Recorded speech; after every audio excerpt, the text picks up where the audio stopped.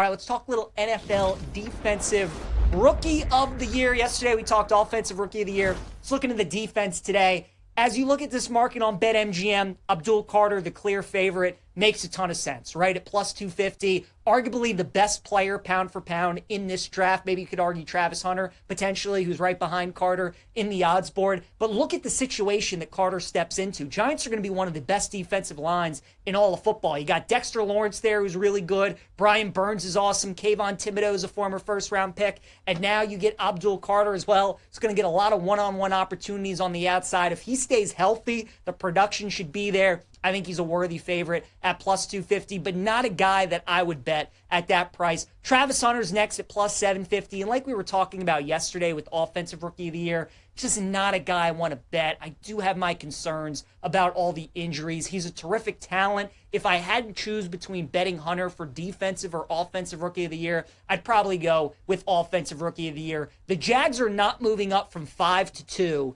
and giving away a future first-round pick to make Travis Hunter a predominantly defensive player. I think they're going to play him on both sides, but ask yourself, would you rather have the next Jamar Chase or the next Quinyon Mitchell if I gave you that option? You'd rather have the next Jamar Chase. It's an offensive league. You got to put up points. I think that's what the Jags, their primary focus for Hunter is. I think he's going to be a receiver, so I would rather bet him Offensive Rookie of the Year. I'd stay away from Defensive Rookie of the Year. 3 pass rushers I would keep an eye on for Defensive Rookie of the Year.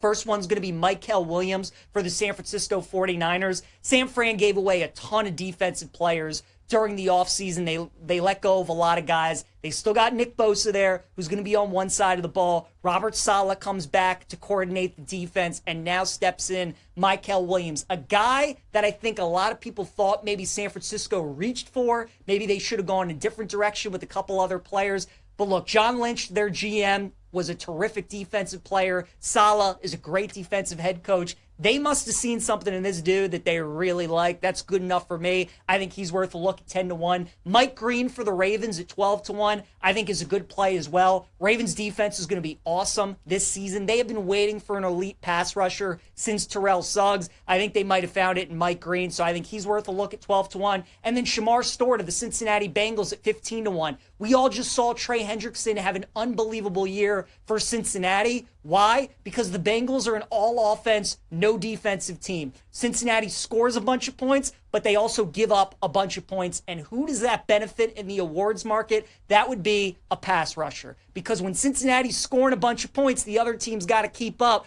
and that means they're dropping back to pass the ball, and that gives the Bengals opportunity to sack the quarterback. Shamar Stewart, I think, worth a look at 15 to 1 as well. And then a long shot that I like, the safety out of South Carolina, Nick Imanori for the Seahawks at 30 to 1. The perfect fit for Mike McDonald's defense. A lot of people were comping Nick Imanori to Kyle Hamilton, right? All the different things that he does, how versatile he is. Well, Kyle Hamilton played under Mike McDonald for a year in Baltimore, and he really blossomed. He turned into an all-pro caliber player. I think the Seahawks feel like they have their Kyle Hamilton right now. I think he's going to have a monster year. So 30 to 1, Nick Imanori, I think is a great look as well.